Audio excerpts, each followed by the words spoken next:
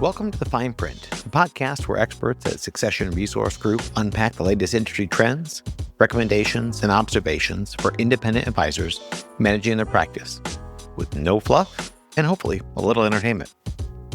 In each episode, we'll discuss ways in which you can understand and leverage the value of your business, grow your business through M&A, but also through an optimized organizational structure. Improve and protect your business to create a sustainable enterprise that can hopefully outlast you. And lastly, preparing for your eventual retirement and how to maximize that result. We're not just tackling high-level concepts, hence the title. We're getting into the details, or the fine print. So, we encourage you to listen in with whatever beverage suits your preference, and let's get to the forefront of industry trends with a fresh perspective to help you achieve your long-term business goals. All right, welcome back to another episode of The Fine Print. Joining me, David Grau Jr., president of SRG, today is Julia Sexton, CVA. I want to do just a real quick intro. It's definitely broader than that, right? Because when you think about compensation plan design, well, those things have to end up living somewhere. As amazing as our plans are in Excel, they end up in employment contracts. And so Julia spent a lot of time with that stuff. She also works around equity compensation, equity sharing strategies. So anyway, I'll let Julia just do a real quick intro so you have a little bit of background on why I'm going to be asking her all the questions that I have teed up for us to talk about today. So Julia, want to give them just a 30-second background? Yeah, absolutely. On the compensation design work that I do with advisory firms. In addition to that, obviously, there's the documentation side, protection side, which is the employment contracts, as he just alluded to. And then what's involved oftentimes in the compensation conversation is the opportunity to share equity or how to build equity as a reward and different forms of equity into someone's overall compensation plan and considerations. And then kind of over in its own camp, but important nonetheless, is contingency planning that I help advisors put together, that what if plan. I want to start with the fact that every employee, I think at every company, you and I included, right? Everybody wants additional compensation. We all work harder than we think we're paid for. I get it. So before we start talking about how to pay, let's talk about how much to pay, because this is an area where I feel like for the longest time, Julia, in the industry, there was a handful of pretty good resources out there that if I was an advisor and I wanted to know how much other advisors paid their front desk person or their lead advisor level 2, however that might be described, there were tools out there that if I was an advisor and I was unsure about how much to pay or if what I paid was reasonable and sort of in the ballpark for my region, I had tools and resources. That, from what I have seen as of late in the work that you do and the questions I know you get asked, seems to have gotten a lot harder. You bring up a good point that I think that advisors in the past have known maybe where to find some of this information, or at Yeah. least a fraction of the advisors have known, but that changes and certainly has changed, at least on what we all are probably most familiar with, being the investment news data that's been out there in the past. Strategy aside, you still need to keep a pulse on the market, even as like an important foundational piece of creating a compensation framework is, okay, I can create this awesome framework, but if it's 40% more than the rest of the industry on average, or 40% less, again, what the things that we're trying to solve for in creating an effective compensation plan is, I would say, yes, driven for the success of the company, but also from a retention perspective. I mean, we want to hire good people and we want to keep these good people. So we want to also create a compensation structure and pay people in such a way that it will benefit the company long term from a profit perspective, of course, but also, I mean, yeah, you can pay people 40% less and it's good for your profits, but you're not going to keep the people and it's certainly not going to help you on the growth side. So knowing where the rest of the market is a foundational place in creating a framework and then keeping that up to date. So even for people that I know have, gotten some of these, paid for some of these reports, gotten the data from wherever on what other similar roles are paid in the industry, it's not as often as people really should be keeping a pulse on this information. I mean, at the very least, an annual, dare I say, maybe every other year. I would stretch to making sure that you are pulling this information from the market, which realistically has to come from some source, and us as Yep. a source is coming directly from all of the valuations that we perform on an annual basis and all of the data points that we can pull from specific employee comp packages. So that's primarily, the biggest difference in our data that we have built out into a talent strategy report, or a TSR, is an overview and detailed at that on what each of these roles are being paid based on recent information from your peers in the industry, as well as staffing data. So based on different sizes and ranges, then that we would assign names to size of practices.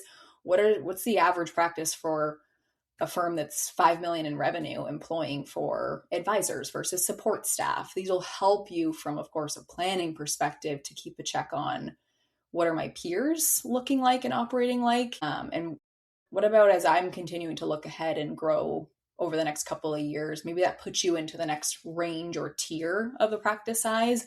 What do I need to be staffing and preparing to build for? So it's really important to make sure that we know we're using accurate and up-to-date information that helps inform our decisions of how are we going to grow and stay competitive as a firm in this industry. Well, and good points to bring up on even if let's say investment news, there's the investment news Moss Idow's compensation study, which was kind of go-to for the longest time. And frankly, we used it internally when we consult with advisors on this stuff. Unfortunately, it went away in terms of the access to it, the resources, and year over year. I mean, I'm not throwing any shade at it because frankly, we were subscribers to it. And Julia, you used it more than I did. They had a really cool interactive dashboard behind the scenes where you could slice and dice the data, see by firm size and location. I mean, you could drill down almost too far in most cases, to the point where you had a very small sample size. But at least you had access to it. You could see the sample size. And then a couple years later, more recently, the sample size just went away. They didn't show it to you anymore. Okay, I mean, I think it was starting to get too small, unfortunately. And then they just shuttered the whole thing. And hence the talent strategy report that Julia mentioned. We had to develop our own internal resource. Luckily, we've got thousands of evaluations we could pull from, as she mentioned. But I guess two main points there. One, there used to be a really good resource that everyone sort of relied on. It's back and it's free. And unfortunately, it's right now worth about what you pay for it, which is nothing, which is a good thing. But it's pulling from government sources. And if you go look at the sources that it's pulling from, it's not reliable data anymore. So, my two follow up questions for you. When you look at all the compensation research, do you see a lot of variation in the compensation for the same role based on the size of the firm employing that advisor or the location? Right? Are there huge swings in New York versus Nebraska, or a $10 million firm versus a $1 million firm for the same job? Huge swing? No. Definitely not on the location. And I would say that that's more in recent years, of course, because of the nature of how we're able to hire as businesses Yeah, now, which fair. is remotely. I know that's not the case for all of the firms that we work with, but that's the way of the world now. So it is just, it's less moving or impactful from the compensation side, again, for the same roles. Um, doesn't mean that there isn't any of that perchance, or to a degree in terms of rolling out changes to compensation. And we'll get into this a little, I'm sure, later on in the conversation, but there's the layer of we call back testing, but making sure that any changes Mhm. that you're making, it needs to be progressive and not a significant change just because you decided to make adjustments. So the point is, maybe if you've historically, as a employer or business owner, paid a little bit higher because of what you'd consider as a location or a geographical premium, that can't just go away in the next year. But there's definitely a lot less of that. In terms of firm size, Kind of the same thing, no, but what changes is specialization opportunity. For those larger firms, we have advisors who can specialize in their role a little bit more based on where they're needed to support the Okay. team as a whole. But that bodes to address, I know where we're headed next, which is, what the overall actual structure of the compensation is, because if we're talking Right. about a production based comp versus we're talking about team based or ensemble compensation where there's salary of reflective of your roles and responsibilities, bonus to help incentivize specific goals or behaviors to benefit the individual in their career development, the company of course at the same time. There's opportunity for specialization on that side. There isn't really opportunity for specialization on a siloed model or production based model. So compensation may still look a little different from that perspective based on size and structure, but generally we are certainly seeing a shift to the ensemble model, as we call it. I hear that question come up a lot. It's not even a question, it's just more of a statement from folks where they are assuming that our firm is, bigger or smaller than what I think the typical firm out there is, and thus we would expect to pay more or less, which seems a little odd, right? That if you have an advisor and they're doing the same job at a big firm or a small firm, yeah, I get it. The big firm could, in theory, afford to pay more, but why would they for the same job? But I think you pointed out the bigger difference there is, and that comes down to bigger firms. We tend to see more specialization of the roles, narrowing of the scope, as opposed to maybe the smaller firm. It's more of a generalist, right? Where phone rings, you pick it up, junior advisor, C&D client needs, some service, RMD request taken care of, you take care of that and need to close some business with them, new clients. Well, you go do that too. So the jobs, even though maybe the same title, the job, I think, certainly narrows in scope, gets more specialized, in which case then maybe you do start to see a little bit of a shift in comp. So, Just to expand on that a little bit, I mean, I'm not saying this is across the board, but there are instances, of course, where we look at the data and at first glance, it's a shock of wow, there's really not a big difference in the compensation for this role for yeah, a firm that's greater than 5 million or 7 million versus a firm that's 3 million in revenue. But put yourself in the shoes then of a $3 million or less size firm, back to the specialization versus generalist role. I mean, someone has a title, of course, but the responsibilities don't always fit inside that specific title. You end up right. becoming more of that, jack of all trades role for smaller firms.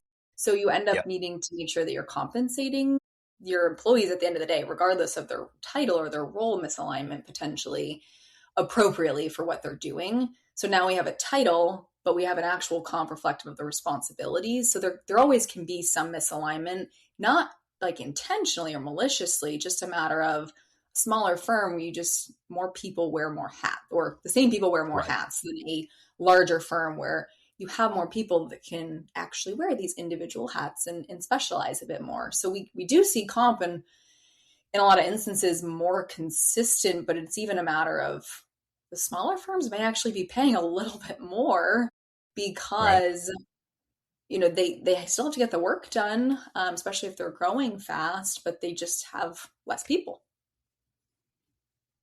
Yeah. Right. And the work has to get done. And it's a small firm. So it's a lot more easy to hold somebody accountable versus the big firm, right? Like a clock strikes five, Fred Flintstone sliding down the dinosaur and he's out the door. And that's just the way that it goes, right? In a big firm versus small firm. So yeah, you definitely have more hats and you may find yourself working more and thus, yeah, small firm may end up actually technically in some cases paying more. So what are your thoughts on how to pay advisors the right way, right? Advisor practices have grown, whether it's through inorganic or organic growth. I mean, the practices we used to work with, I don't know, like I used to work with 10 years ago that did a couple million in annual fees. Those same firms now are doing 10, 15, $20 million a year in annual top line revenue or more. There just weren't many of those firms before, but there's a lot more now that are doing millions of dollars a year in revenue. Not everybody, right? But there's a lot more larger firms, and these larger firms are getting more specialized. So I'm curious your thoughts on compensation plan design What's the silver bullet answer? Like, how do we pay advisors the right way if we were to hire Julia? It's my favorite and least favorite question is what's the right way? I mean, the short answer is there isn't a right way broadly. There is a right way for the goals that you have for your business. And that's not intended, of course, to be a cop out. It's a matter of, what are your long-term goals and strategies for the business? Because, I mean, growth, team in general, size of teams, I think that they've grown quicker and evolved faster than the compensation strategies have. Yeah, And 100%. we're shifted towards these team-based and the ensemble structures. And everyone says they want, the team-based approach, the ensemble approach, because that means or translates to a bigger firm. So, and everyone wants to grow, of course, but what we ultimately want to be honest with ourselves and figure out first is what kind of structure do I see for my business? If individual book building and building a large siloed practice is your goal because of all of the considerations and metrics of that model are in alignment with your goals, then great, there's a structure for that. If your goals is to create a collaborative team-based model that does fit within, again, what we all know as the ensemble structure, where there is opportunity for specialization in roles, there is a heavier focus on scalability, enterprise value, all of those boxes, then we have a right or an optimal way to structure compensation in that model. So it's really dependent on what are you seeing as your ideal strategy for how you're going to build your business. And then we can figure out, what's the best way to align compensation with that. With collaboration as a forefront or on the forefront of people's goals, if we're still paying the team or the advisors on individual production, so what would be a siloed model, you're going to continue to create those silos no matter how many times that you say you're wanting to drive collaboration. If you're wanting, again, enterprise growth and value, but you're rewarding for achievement on short-term revenue, you're not going to be able to scale like the ensembles that you're focused on. Would be my first suggestion to our clients in this industry is take a step back and have a come to Jesus moment of what do I see as the long-term strategy for my business? What do I want to build? And then we can figure out what that optimal model is. When I heard you mention the grid-based or revenue-based compensation, performance-based, purely performance-based compensation, obviously that is a very common compensation method on both the RIA and the broker-dealer channel, right? It's not unique to one because I think in general, we saw that start out, decades ago in the wirehouses and banks, and then people went independent, but they landed there and they had the same compensation strategies being used, just instead of a 30 or 40% payout where the house takes everything and provides you an office, a desk, a chair, and a phone and clients. Instead, you went independent and you got a 80 or 90% payout and you do all those things, but it would still pay for performance. It paid hunters and it worked fine. So we've seen that industry wide.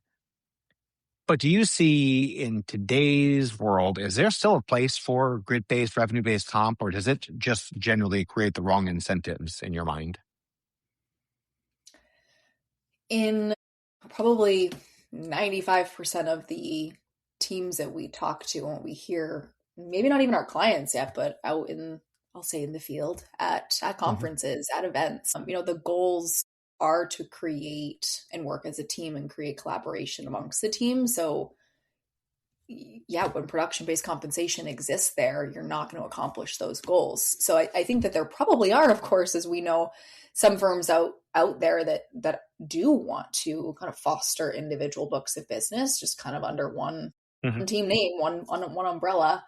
And there's a production-based compensation model is probably still the best fit there because you are acting essentially as your own business owner of your book. But for most of probably the listeners today, that's not their goal. They want to create that team-based model. So we need to adjust compensation because on that production-based model, as we've just mentioned, you're only going to see what you're bringing in, and you're only going to really care about what you're bringing in at the end of the day, because that, as an employee, is how you win. You bring in more, you keep more, you're getting paid a portion of that.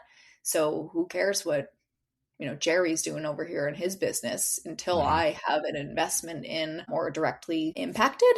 Again, from that team-based perspective, I only care what I am doing. So it really is still that me perspective. I think there's some Tinos out there, teams in name only, and that's not bad necessarily, right? If you and I and a bunch of other advisors come together and we want to look bigger to the general public and be together, but definitely still separate, right? I bring people in, I train, I mentor, they build their book of business, and I have a sort of a branch model. There, I could see revenue based compensation does drive the right behaviors. I want you to go do your thing, and you got support back here, but it's sink or swim, buddy. Do good or don't, work a lot or don't. It's entirely up to you.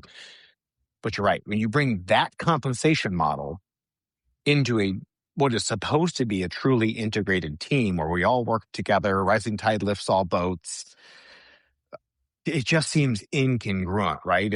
You're creating an incentive that's in the wrong place. I think of my kids. I got homework sitting on the table, and then I put the candy over by the video game controller, and then I'm surprised when I check back in half an hour and they're on Fortnite, right? I put the incentives in the wrong spot, and then I expect a different kind of behavior. And unfortunately, compensation has a funny way of just driving behavior. Most of our listeners are probably more team oriented. At least it seems that most folks are trending that way, even if their compensation plan maybe hasn't quite caught up. Is that to say, Julia, in your mind, if the revenue based compensation models of old don't provide the right incentives to work as a truly integrated team and do the things that need doing, then we should shift to maybe a pure salary for the team model? Has to be a good balance, of course, because even on the other side of that coin, as you're highlighting, someone to the extreme that wants everyone on the team to win, and we've certainly heard this argument that I've worked so hard potentially to move away from the siloed or production based model that I want everyone on the team to essentially be treated exactly fairly in relation to the success of the company. But at the same time, you're going to see growth slowing even under that model, because at the end of the day, it doesn't mean it's not malicious to be selfish, but we're all self-serving in a sense of I want to do better in my role. I want to grow in my career. I want to provide for my family. Whatever your motivations are, at the end of the day, we are still all a bit self-serving, but again, not in a bad way. It just means we need to make sure that we're, again, using incentives to make sure that we're driving each of the individuals on our team to do better and grow better. That may be giving them a piece of the pie and rewarding them with the overall success of the company by way of equity or a form of equity compensation. So now they're, self-serving in such a way that we're helping the company grow altogether. But point is, even on the extreme, on the other side of that, we can't just assume we're going to pay everyone in the same role or with the same title the exact same compensation, because you're just going to lose the motivation there. We don't have that same incentive. So it has to be a good balance. And that's where, we end up categorizing compensation into buckets. Then let's figure out, how do we need to create stability that's reflective of their role and responsibility? Let's call it a salary. How do we tie specific goals and then reward each individual for their achievement of goals that help the overall team succeed at the end of the day? That would be categorized as different bonusing behaviors. How do we make sure that we're aligning these same employees, or the key employees even on the team, that have been doing great in terms of providing stability for the company, have been doing great in terms of pushing the boundaries in terms of growth, but how do we make sure that we have some long-term alignment of the team, and that they, again, get to participate in the, what I would generally consider, exceptional upside. So profits were really good, revenue was really good in a given year. That's when we start to incentivize them through either long-term incentive plans or some sort of profit sharing.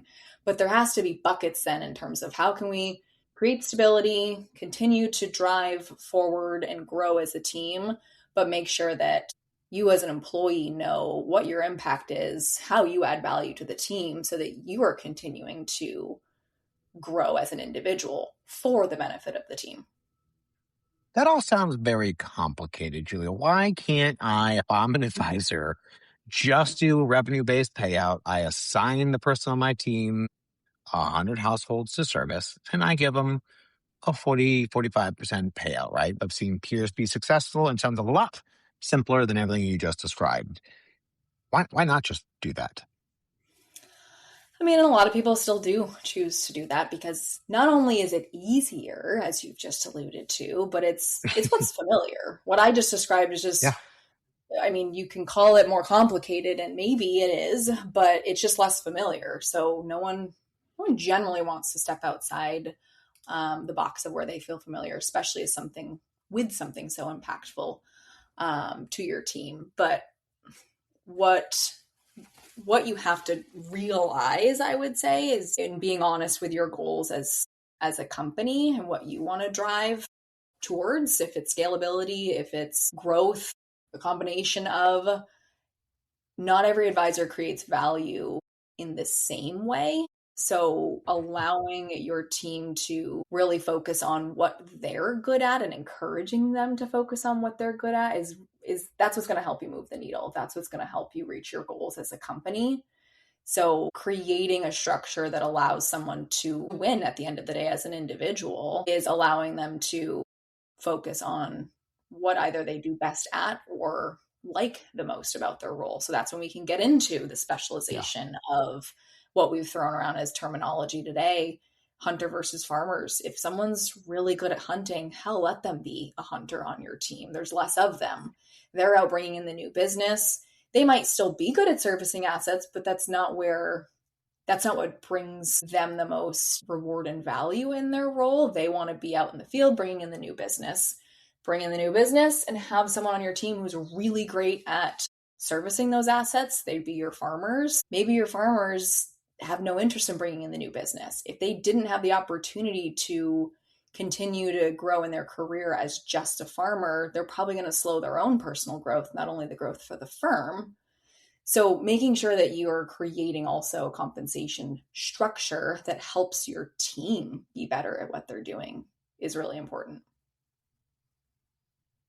Yeah, fair. I mean, I get the validity, obviously, of the argument to your point, especially as you use the term farmers and hunters, see more of that specialization, right? Where folks go from being in a small firm that's got 2 or 3 employees, and right, I'm chief cook and dishwasher. I need to be both a farmer and a hunter, or we're all going to starve to death. To now the little bit bigger teams, right, where we've got 5 or 6 or 50 or 60 team members. We do start to narrow those roles, and thus we can get more precise with our compensation to really incentivize the right behavior. The other thing that drives me crazy with that is, and frankly, it drives me crazy because I hear advisors relaying it and drives them crazy. Some of you may be hearing this and thinking, yeah, that's our reality, or you're heading that way. And that is, if I assign a team member 100 households, and all I need them to do is, to your point, be sort of the farmer, right? Just tend the homestead, take care of the clients, execute on the client service model.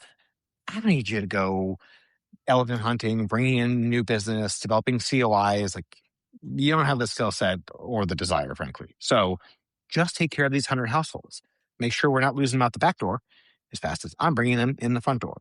So I assign you, Julia, 100 households. And let's just say it's 100 million, AUM. They're all $1 million clients. I just need you to take care of them so I can go bring in more business. So I need you to free me up. So I assign you these households. I give you a 30% payout. You get $300,000. The part that I hear drives people crazy, decimates the value of their business, is when you get that grid based compensation. And then next year, markets do reasonably well. You took good care of the clients. You have the same 100 households, only now you're responsible for 1.1 million in fees.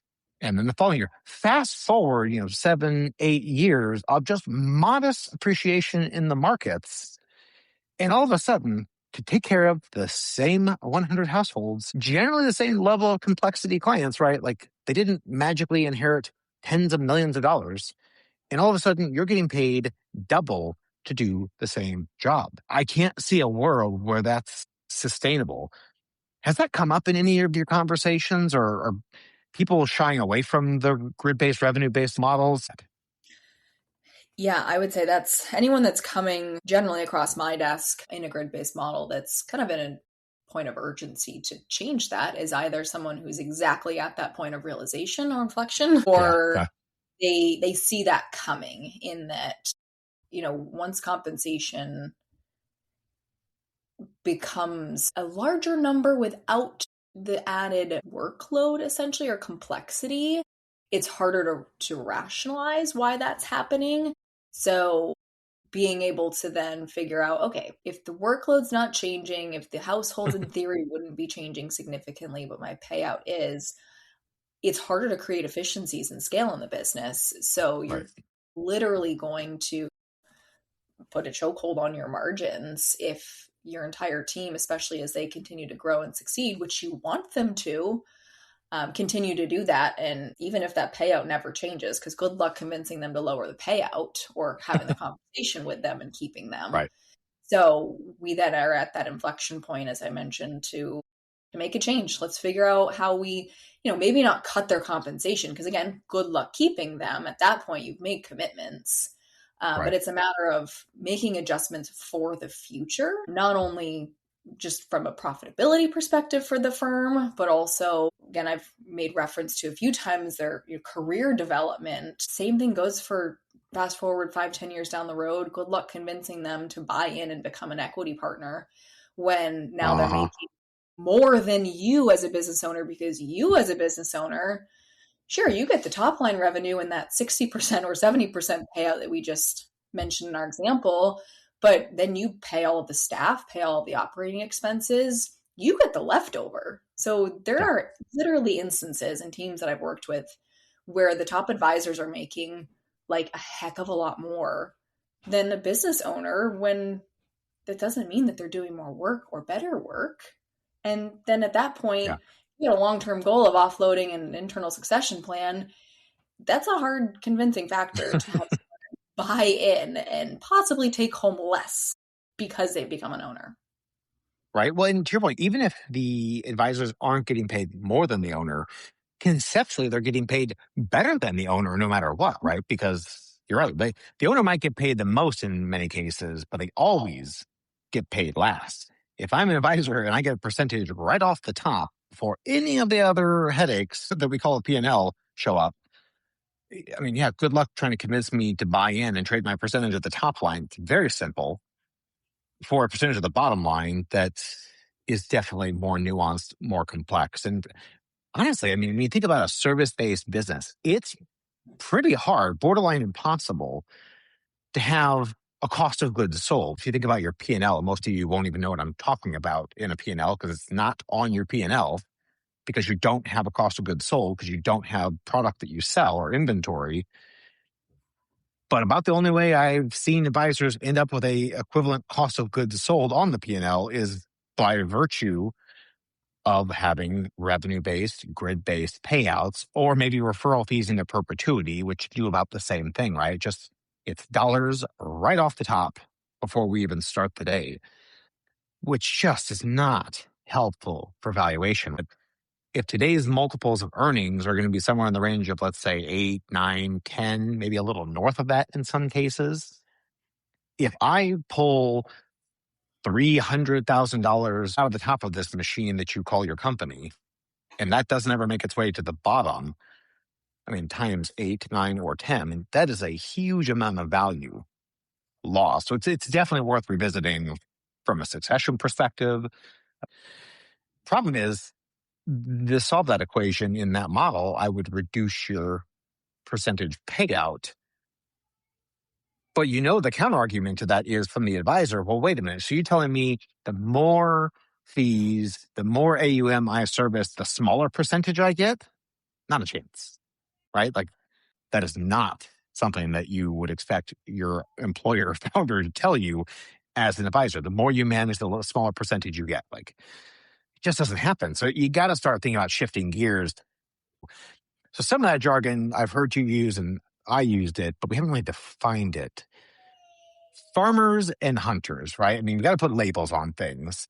So farmers, as I heard you describe it, and as I know we use it sort of internally, it's the servicing advisors, the operations staff. It's the people who keep the butts in seats, keep the clients happy, make sure the machine keeps running efficiently and effectively. And then you got the hunters that I heard you describe. They're out there, they're doing the selling, the elephant hunting, but their job is business development, or at least that's their primary focal point.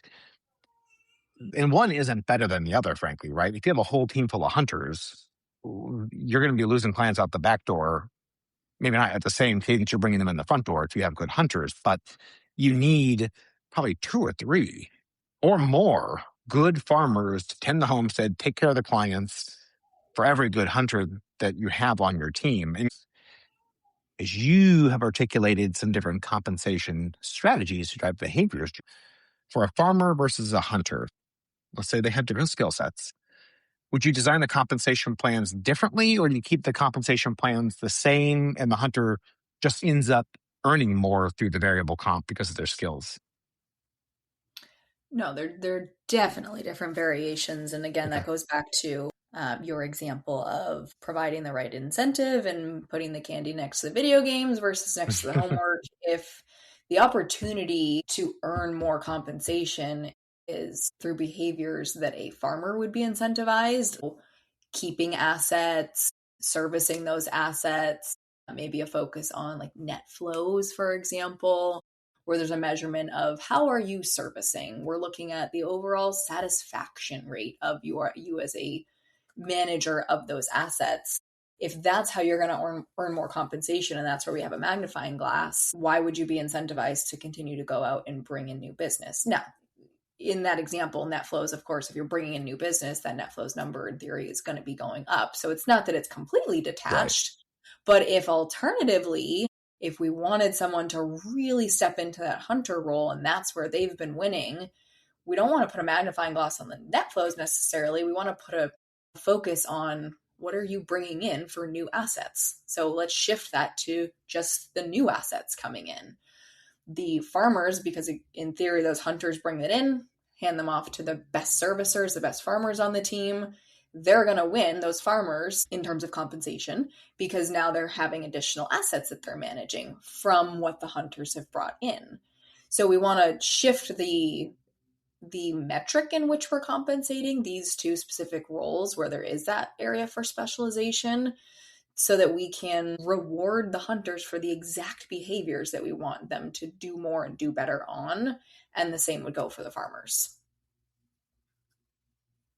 Yeah. Okay. Could you see any potential issues if I've got an advisor and I think that this person on my team is currently probably more of a farmer, but I think they've got the chops to be a good hunter, right? So I want to create the compensation model to help drive that behavior. Could you see any issues if there was incongruity between, like, I give them a compensation model sort of designed for a hunter to see if that works, Mhm. or vice versa? I mean, I mean, we have, I'll call them safeguards in okay. what we do in those instances, because if I'm being honest, I would say most, if like the vast majority of the advisors actually out in the wild in the industry are some level of a hybrid hunter and farmer, mostly because, I mean, one, they just, most of the teams haven't provided the opportunity for there to be a lot of specialization for, reasons and structures we've talked about today. So maybe if the opportunities were there and have been there, it could be different. But again, that's neither here nor there. What matters is, one, this should be progressive. Someone's maybe shift from what would be considered a hybrid to one of these specializations. So maybe a transition year. But even with that being said, we have still, as I mentioned earlier, these buckets of compensation. So we're still using all of these buckets in theory. It's Mhm. just a matter of, as we shift maybe between these titles that we're using and these specializations, how much of the compensation in each of these buckets will shift. So I'm calling them buckets, but essentially what I'm talking about is the base bonus profits model or the BBP Mhm. structure, where For a farmer, the majority of their compensation as a percentage is coming from a fixed or a scaled salary based on the assets that they're servicing. We still want to provide some opportunity for them to earn more than just a fixed salary in a given year. So we have some bonus, but on average, the percentage coming from bonus of their total comp may be close to 10 or 15%.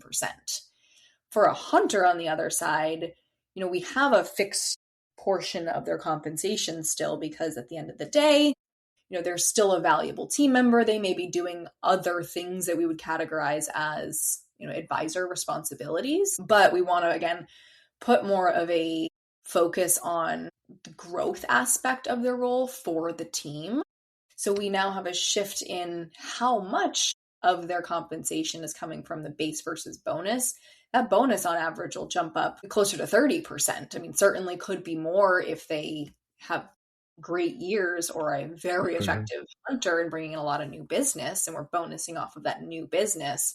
But the point is, even in years maybe where hunter doesn't hunt as much as they did the year before, they're not taking home any sort of compensation. It's just a balance between these different buckets that we are focusing on their role.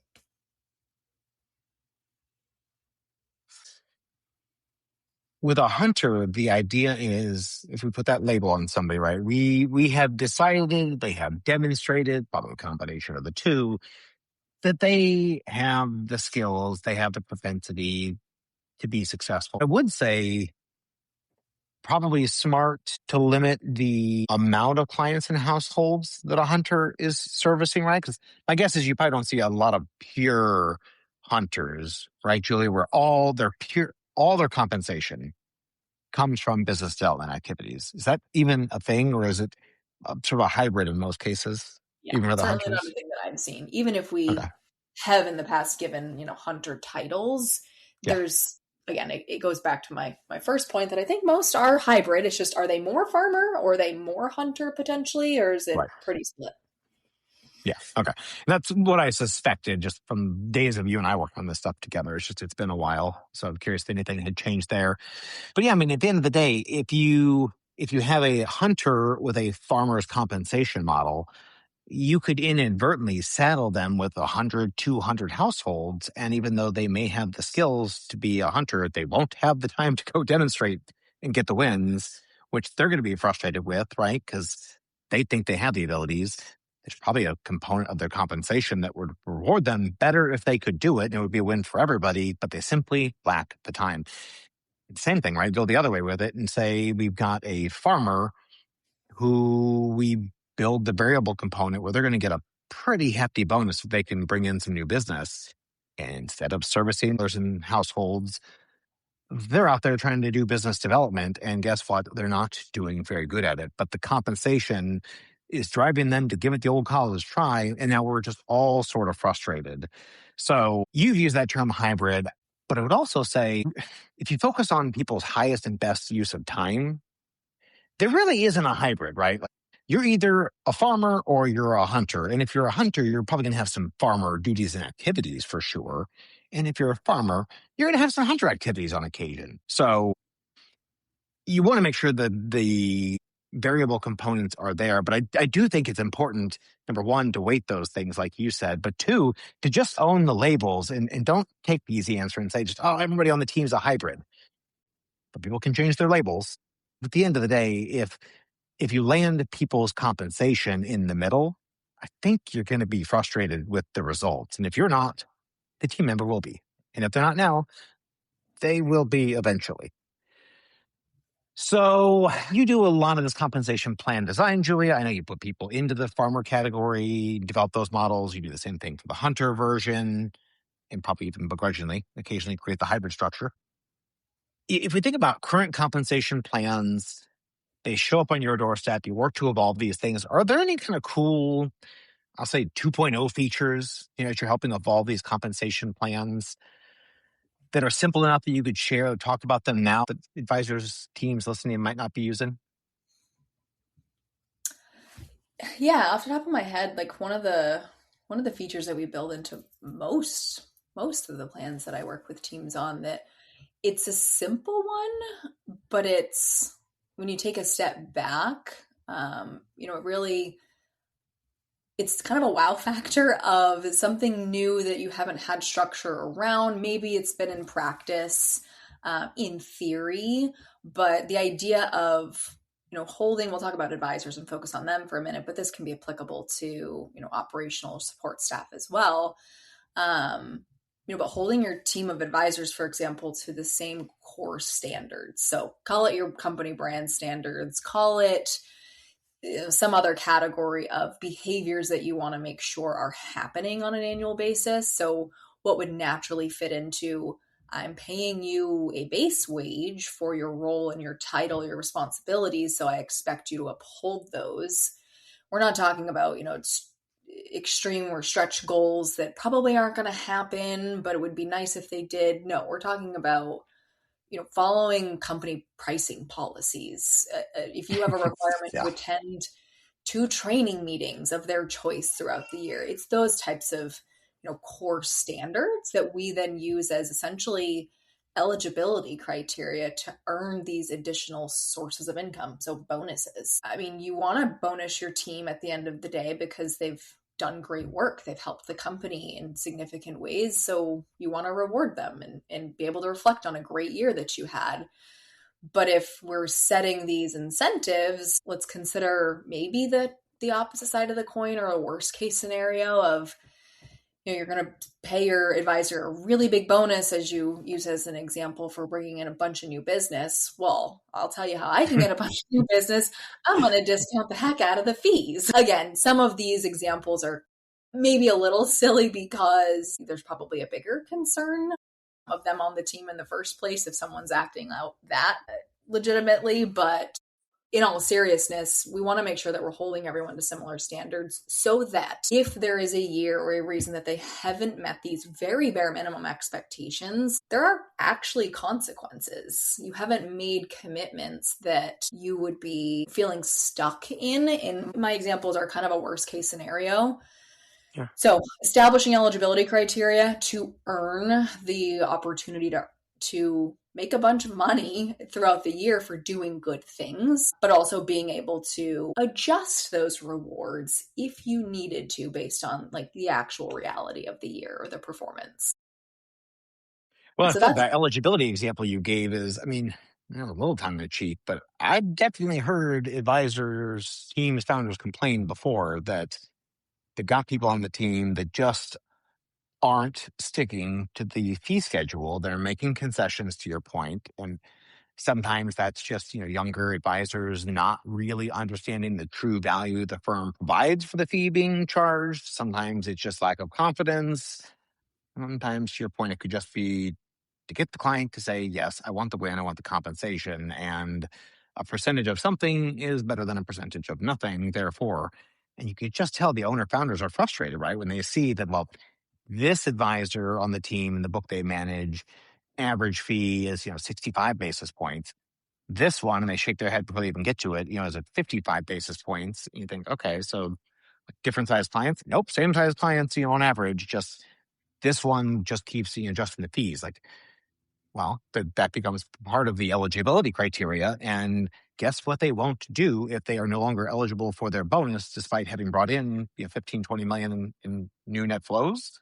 Mhm. They're not going to discount the fees. And it may not just be sticking to the company's pricing schedule. I don't think enough people have this baseline expectation that to get the compensation, the bonus stuff, you got to do some baseline activity first. Yeah, call it management training, whatever you want Yeah. to categorize it. But if we're talking about maybe a higher level advisor on your team, engaging the younger advisors on the team through some sort of mentoring process would be overall what you want to make sure that your advisors are focusing on, so everyone can keep moving and growing in their Yep. career and on your team. Overall, like performance uh, ratings or satisfaction ratings from clients is another big one, especially for quality of service on households. I mean, part of that would be spoken for in theory by net flows potentially. If you're losing a lot of assets, it's Right. probably a reflection, potentially a reflection of quality of service. So looking at the average score for quality of service is another big one. So those are just a couple of examples that may be applicable Yeah. universally to these roles that we're talking about.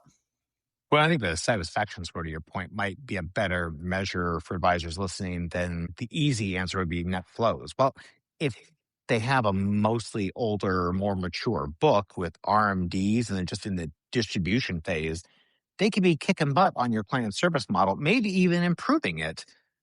But it's just the nature of older clients. So while the clients may all still be there, they may all still be happy, you may have a consistent outflow for that book, which wouldn't be a real fair basis for like, hey, sorry, you're not going to get your bonus this time because you have 70-year-old clients. Like, well, Mhm. what am I supposed to do about that? I'll watch Napoleon Dynamite and look at how they built that time machine. But short of that, I'm not sure how I'm supposed to make clients any younger. And again, as a farmer, my job isn't to go find clients. I just take care of them. So I like your point on the eligibility criteria, making sure it's stuff that they actually have some amount of control over.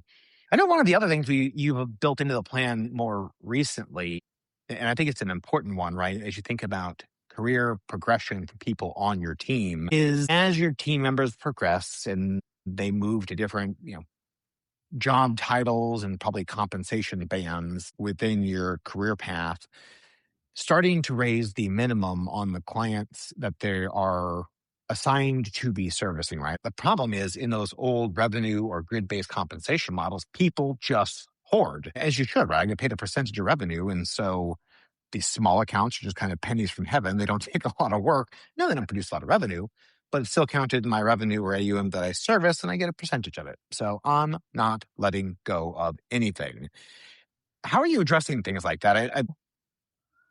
Yeah, I guarantee there's more than one listener listening to this saying, yeah, how do you? Because I Yeah. hear this issue come up a lot of my advisors are maxed out. We're at capacity. They're telling me Yep. they're at capacity. How do we make room for growth? Do we just hire new people? That. Yeah, which is such a problem, right? The founder doesn't have any more free time and they can't push any of their client service work down because nobody has Right. capacity. Like, well, Right. now what? Everyone's at capacity. So the best way that we, are essentially tackling that is first and foremost, let's map out what does capacity mean for my team. It doesn't have to result in actual time tracking. I'm not suggesting that level of detail and headache because no one's going to do that. But let's figure out realistically what is capacity for different levels of clients. A, B, C, D clients? How much time does it take to manage, on average, these different size or net worth households? That's probably an important first step so that we can Hmm. figure out how much, in theory, then could at different titles or levels as an advisor could a level one service advisor versus a level one lead advisor manage in each of these categories of households based on the time that it would typically take. Yeah. That aside, then that would be our baseline for determining, okay, we know that we can manage maybe half the volume or a third of the volume of our A clients than we can of even our, C and D, maybe even some B clients. So we need to make sure that we have capacity for our advisors that are, I don't want to say trustworthy, but that can manage and should be managing these Hmm. higher net worth households. How do we make sure that they have capacity? If their compensation is going to decrease because they're managing less than AUM, well, it seems a little silly because it's so obvious, but stop paying them for those households or decrease the pay on those Yeah. households. That's the best way to make sure that they offload those. If we're going to pay them less for C&D clients as a top producing high level lead advisor on your team, that doesn't mean that their compensation necessarily is going to decrease because now we've opened up their bucket for them to take on more higher net worth clients. In reality, they're probably going to be making more in compensation. That'd be a safe bet, anyways, because now I have more capacity. I can take Yeah. on that higher net worth client. I have the time to because I just got rid of 20 D clients. And at the same time, when we think of career development, we're not saying get rid of them as in fire those clients. Right. Feed those down to our younger advisors who, again, aren't focusing on hunting necessarily. Now, we have these internal referrals and sharing. And that's, again, leading back to our earlier conversation around collaboration and the team-based approach. That's also what we mean here, is sharing of households, but giving the opportunity to our younger advisors or our newer advisors to continue to progress in their career. The best way for them to do that is to get the experience. They're not going to get the experience unless we have this level of delegation. Well, you think if I'm a founder, to your point, listening to this, and I think we're all at capacity, we need to go recruit somebody to come over that can take clients off of my plate. Wrong. I mean, sure, take the win if you can find it, but that is so hard to do and it's so expensive to do. When in reality, the answer to your point, Julia, it might take a few more years, but it really starts at the bottom and it's a lot easier to hire for us. We don't need somebody to take clients directly off of the founder. We have people that could do that if they just have more capacity. We bring that person in and the advisor above them pushes their C&D clients down to them, buys them more capacity, right? This sort of trickles its way back up, and all of a sudden the founder has some free time. And it's why this sort of pyramid that's so critical to support long-term succession planning is also mission critical from a capacity perspective, growing the firm. And I just think how much easier it is and long-term, how much cheaper it is to homegrown your own talent. But going back to our earlier point, you got to have a compensation system model built ahead of time that makes sure, advisors as they progress up know, like, hey, I'm going to have to let go of the bottom end of this book and have a year or two transition period to hand this stuff off to the person below me because they're more appropriate for this junior advisor to be servicing this $400,000 account than me at this point. This isn't like an efficiency or KPI focused, benchmarking podcast. But you did talk about, sort of knowing your service capacity.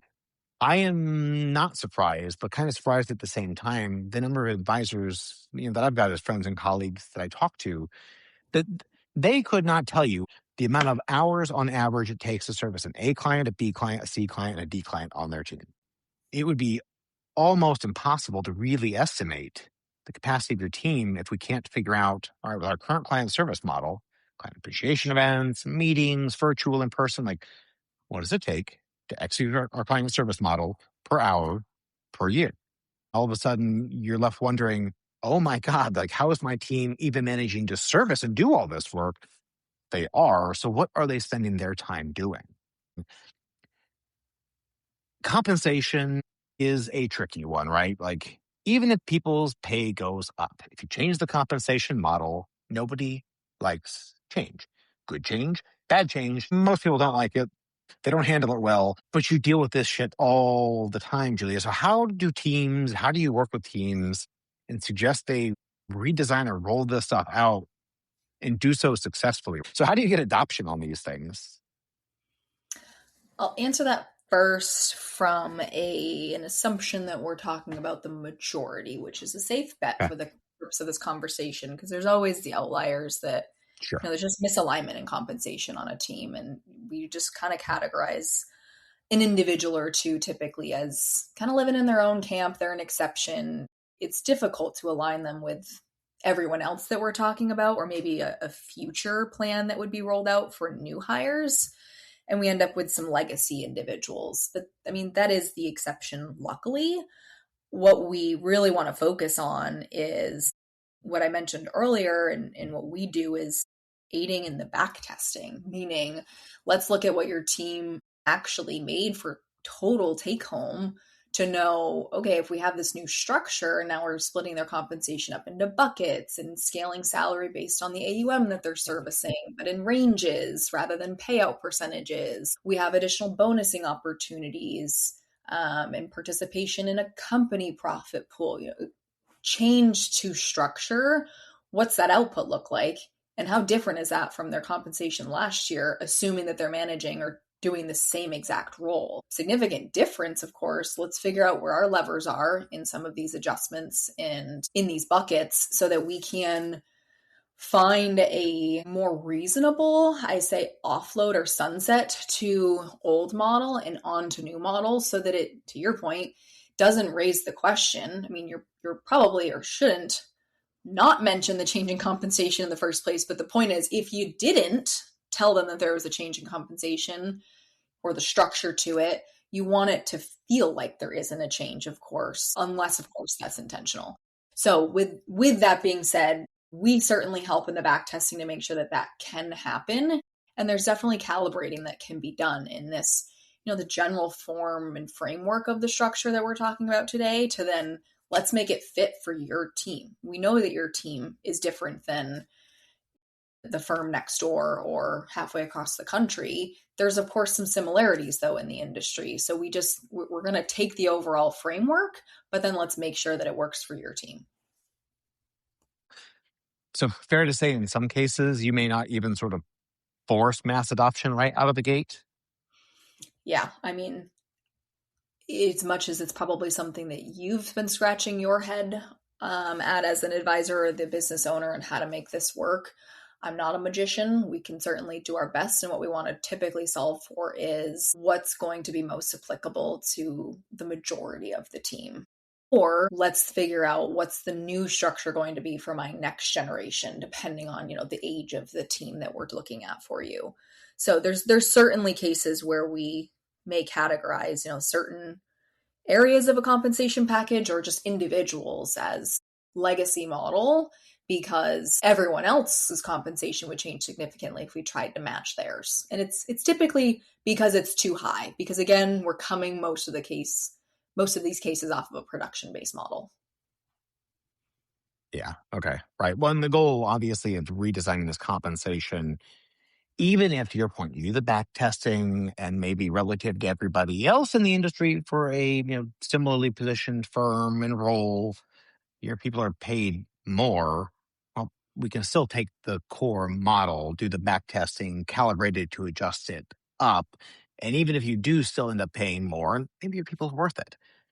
At the very least, paying them differently, if you project out 5 and 10 years, even if you still have them paid more proportionally than other people at other companies for the same role, you can still create a model where you start to create some margin expansion over time, and you at least start to solve a little bit of the problem. Or, to Julia's point, you just have a legacy model. It is what it is. It maybe sucks. We don't love it, but it works for the advisors we have. But going forward, we're not going to replicate this problem anymore. So I think the main takeaway here is, whether it's the stuff we talked about earlier on the farmer versus hunter compensation plans or legacy model versus the new model, there isn't a one-size-fits-all approach here from anybody. At the end of the day, folks, you all know, listening, compensation is both the key to our success in growing and scaling a service-based business. Compensation, it's a fundamental component to growing and scaling your business. It's funny how you can ask two different people to define what fair is and get two very different answers. So hopefully today better equips you to have those conversations. With that, that's a wrap, folks. If you ever need any help with this stuff, you know where to find us. And that concludes another episode of The Fine Print from SRG. We hope you found this episode both interesting and valuable. We encourage you to check out our website at www.successionresource.com. And of course, connect with us on social media for the latest happenings here at SRG. If you just can't get enough of The Fine Print, we invite you to join our monthly webinar series and newsletters where we address many of the topics covered in this podcast in greater detail. Finally, if you enjoyed today's episode as much as we did recording it, please leave us a review, a good one, mind you, and tell your industry friends about us. Your support helps us continue to bring you the best content possible. The information covered and posted represents the views and opinions of the guests or individual hosts, and not necessarily the views or opinions of Succession Resource Group. Content has been made available for informational and educational purposes only. The content is not intended to be a substitute for professional advice, as amazing it might be. Always seek the advice of an expert with any questions you may have. As always, we at SRG stand ready to help when you're ready.